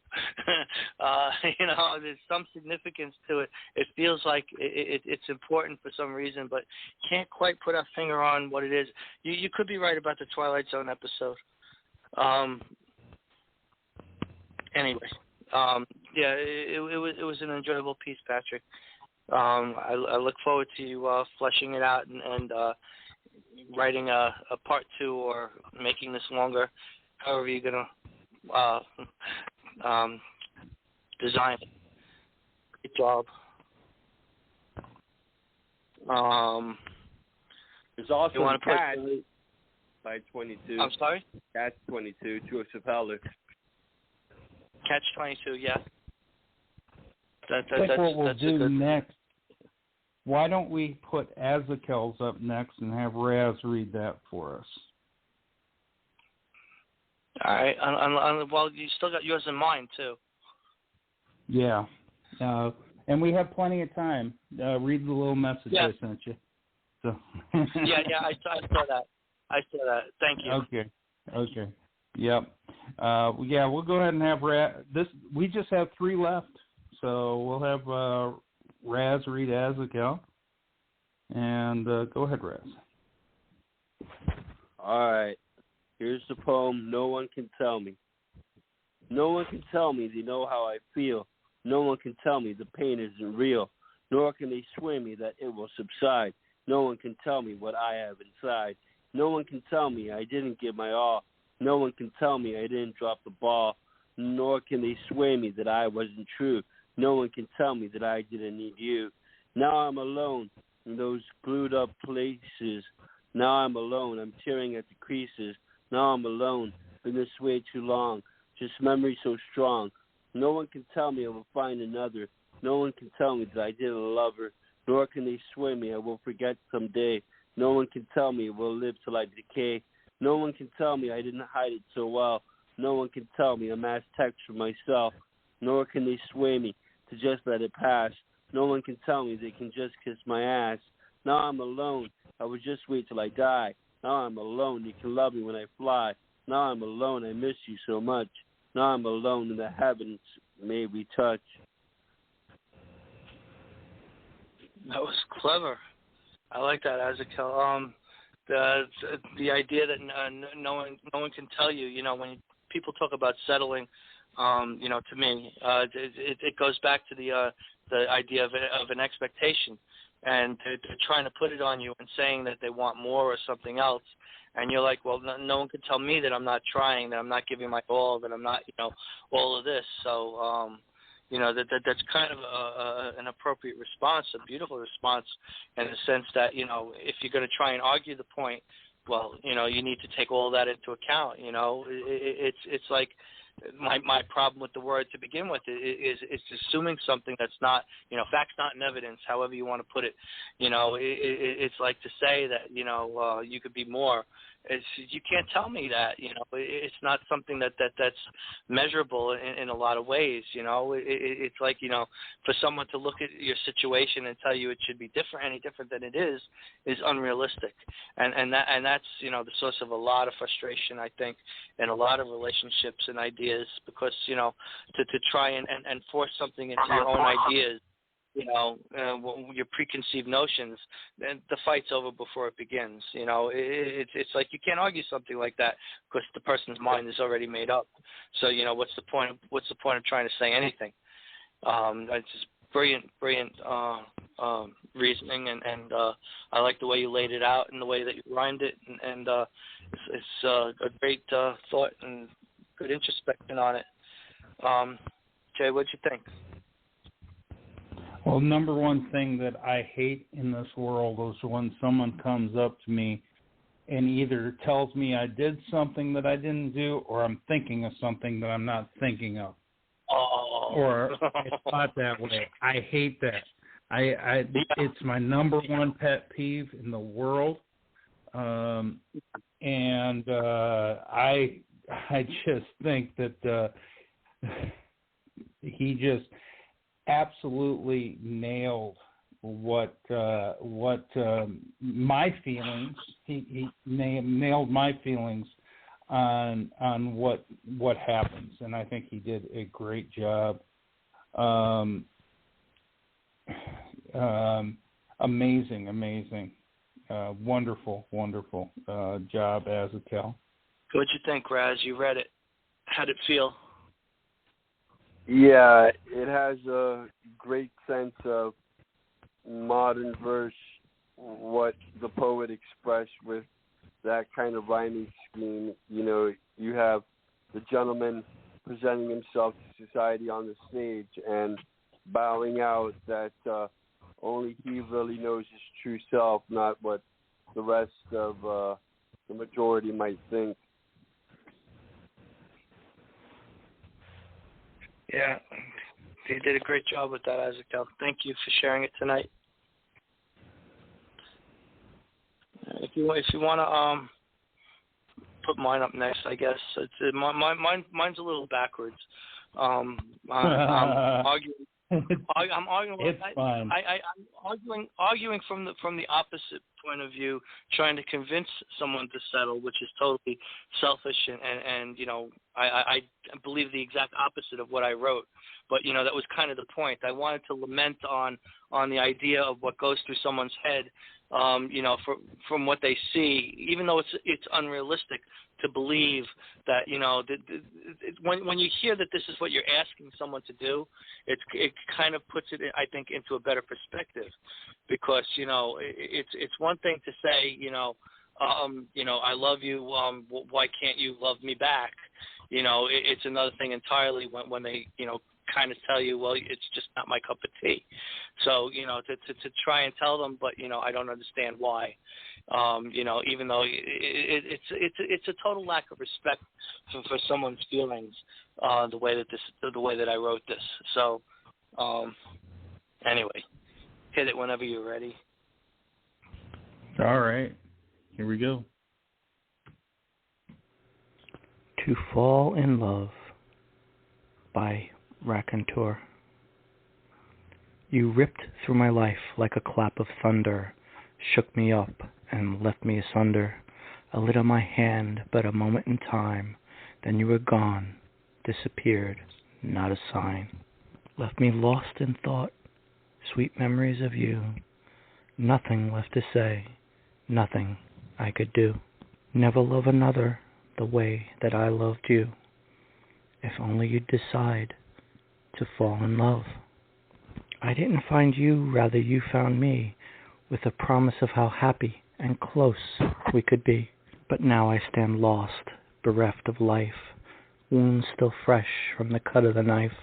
Bitter I sound, bitterness in me, crushed by the thought of how it could be. Do you know how to fall in love? Why won't you give in? It's It's not like it's a sin. All I want is you to fall in love. Did I really treat you that bad? Did I ever make you that sad? Why don't you want to fall in love? God, help me to survive. I've lost my will to stay alive. If only you'd give in and fall in love. Thought I had you, never did, and probably never will. Just a free spirit, now freer still. Tried to catch you, your dreams fulfill. The fool I am, I never will. You really don't want to fall in love. Yours the desire, a need to be free. You want to be apart from me. Still, I think of you and smile with glee. I remember how things used to be. Together then, but you didn't see. I really thought you'd fallen for me. I'd hoped you'd fallen in love with me. End poem. You had so much to say in this. This is has so much power then, and it is kind of the one-sided affair. The one-sided affair where one person is in love, the other person is not, and you just give and give and give and try to make them love you, but it never quite happens. And it never will happen. And you pour so much out on that person that it absolutely destroys you and kills you and leaves you just bankrupt and forfeited. And I think that is, you put that in an amazing way here with almost a desperate way. And those words almost do sound desperate.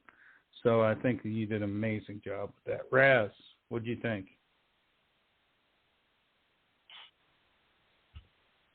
Yeah, I wrote back to Rack that I found this to be heartbreaking that one feels more than another would be able to demonstrate. Each questioning of where there is a love is the breaking of the heart and soul. You know, it's that complete lack of understanding where, you know, if only, you know, what's that one thing that I can do to kind of tip the scales? If I could just do this, if I could just give you that, if I could just, you know, and it's that lack of understanding. And like you said, the one-sidedness of it, it's very much, you know, too much and overwhelming and overbearing and selfish. Anyway, that was the idea behind that. You know, not so much mourning over the fact that we broke up or anything like that. It's just, you know, the situation wasn't meant to be, and you know, that's what it kind of turned into. So there you go. All right, Jay. All right. Yeah, that leaves me, I guess. Now I turn this a little bit different way. I was actually struggling quite a bit with your prompt here because I didn't know what direction. So I took a totally different direction. Awesome. And I called this Settling on the Pain. And it goes like this. Porcupine quills dance on the naked skin. Hooks that puncture in the hues of arteries. Blind man rolling around in orange dust storms, arms so short they fall next to the ribs. Sower of the stinging nettle, strolling in the shadow of the cemetery stones, holding the hand of death. A whistling in the autumn sleet. Goldfinch sings the spring songs. Soldier walks with the ripped gut, settling to sands, sing along. End poem. Oh, wow. It just, I love the way you express the pain in this. It's you know, it kind of, you look at it and you're like, who's going to sow nettles? You know, who wants to collect that crap? But, you know, there's people out there that don't know how to be happy and go after, you know, that kind of pain, I guess. At least that's how that speaks to me. You know, there's a combination thought behind that too. Of, you know, some people aren't afraid of you know, walking through fire or experiencing that pain if it means they're going to achieve the end goal. Well, I don't know that, you know, the person that you're talking about can see that will ever come to fruition, or if they're willing to acknowledge it. You know, the idea of the soldier walking around with the wounded gut, you know, that to me speaks of you know, the perseverance and whatnot of the emotion, I think, and you know, that's hard to let go of too. There's so much wrapped up in this. This is the quills and the hurt and the pain, and then at the end, wow, you did a phenomenal job with this. Raz, what'd you think? Thank you. Yeah, I'm looking over that middle stanza, strolling in the shadow of the cemetery stones, holding the hand of death. I think that accurately depicts what the aura of these headpieces, how they just stand there doing no more, but really, literally associated with death. And it had me thinking of comments Jay has said on previous podcasts of visiting cemeteries, and I wondered if there was any relation there.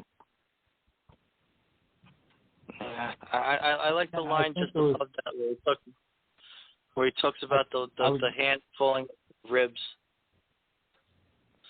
Oh, yeah. I like that. I was thinking, to answer Raz's question, I think it's more of the visiting of the national cemeteries where the soldiers are buried, or seeing something to that effect. Uh-huh. Of course, there's the unknown soldier in every state. The Tomb of the Unknown Soldier? Yes, there is. You're right about that.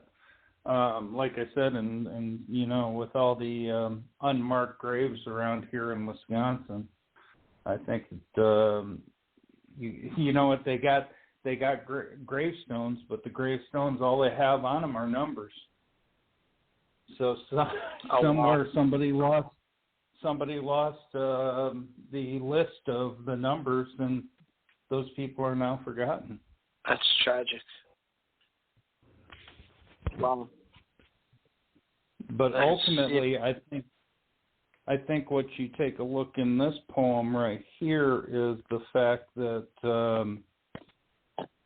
when you grab a hold of it, you're not necessarily grabbing a hold of the cemetery itself, but you're grabbing a hold of how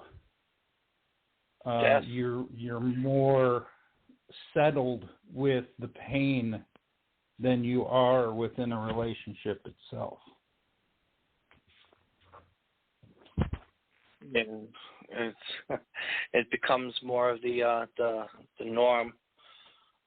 It's gonna haunt me till the rest of my days, Jay, that death act.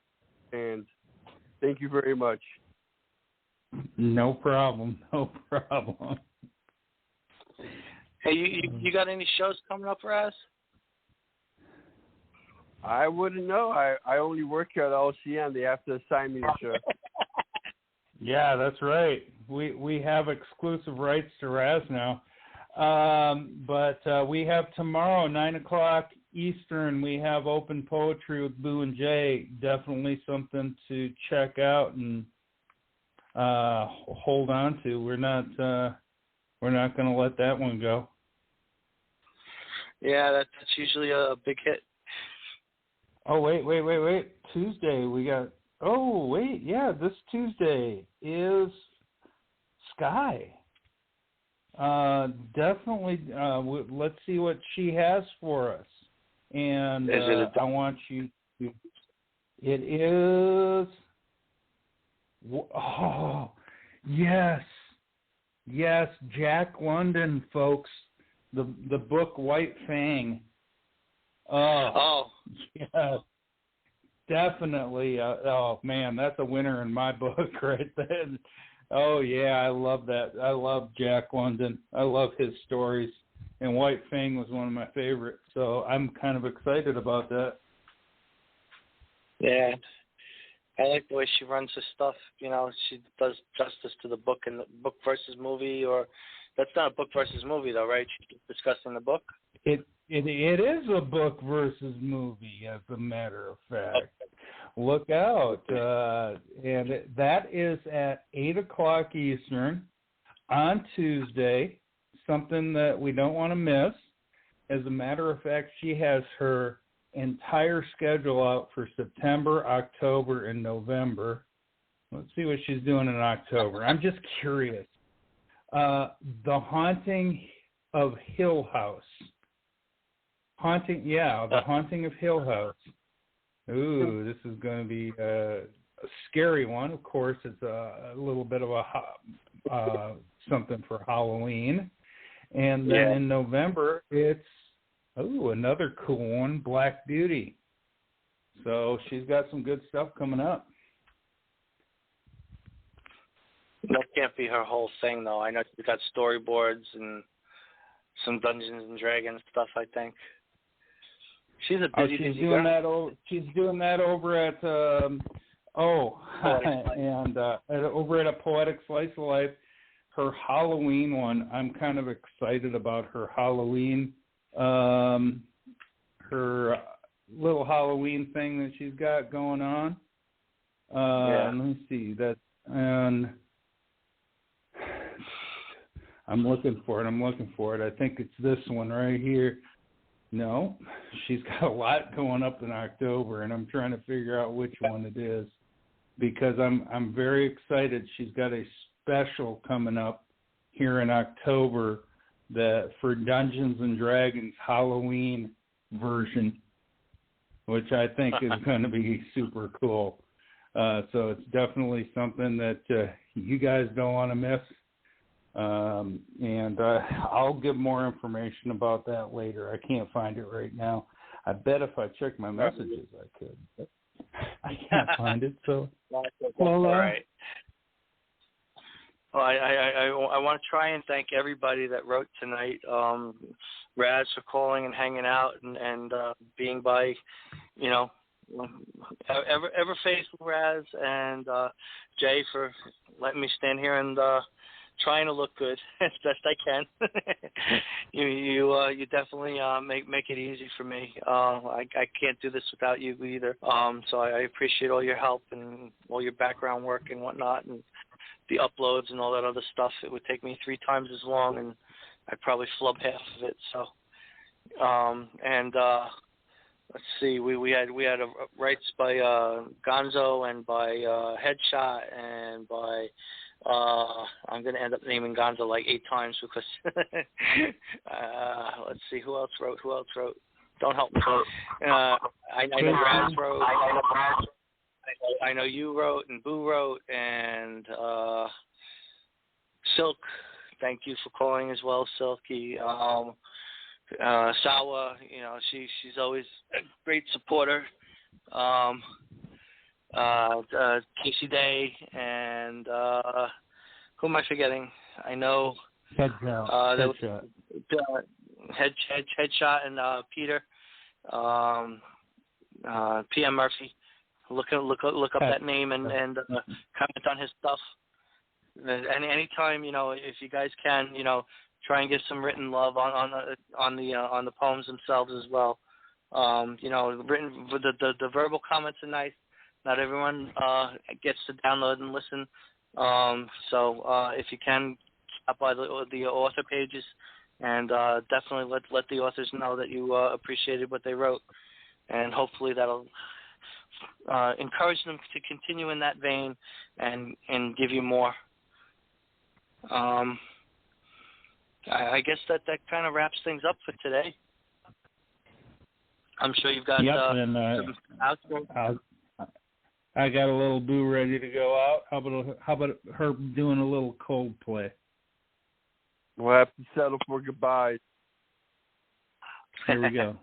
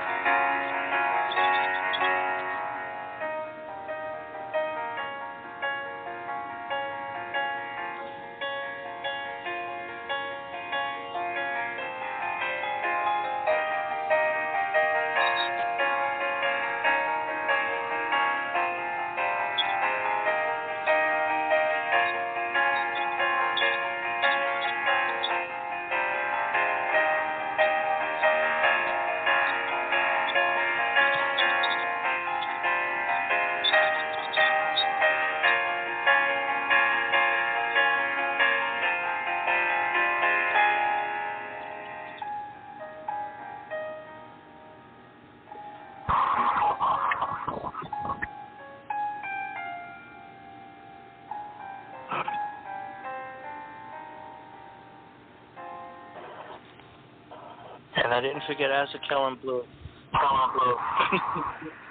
There you go. All right, with that ends the show. This is good night, everyone. Thank you for supporting us. Thank you, Blue. Thank you, Azakel, and everyone else that wrote. And thank you, Boo, for making this possible. And again, thank you, Jay. 1,000 thanks. And Raz. Have a good night, guys. All right. Good night.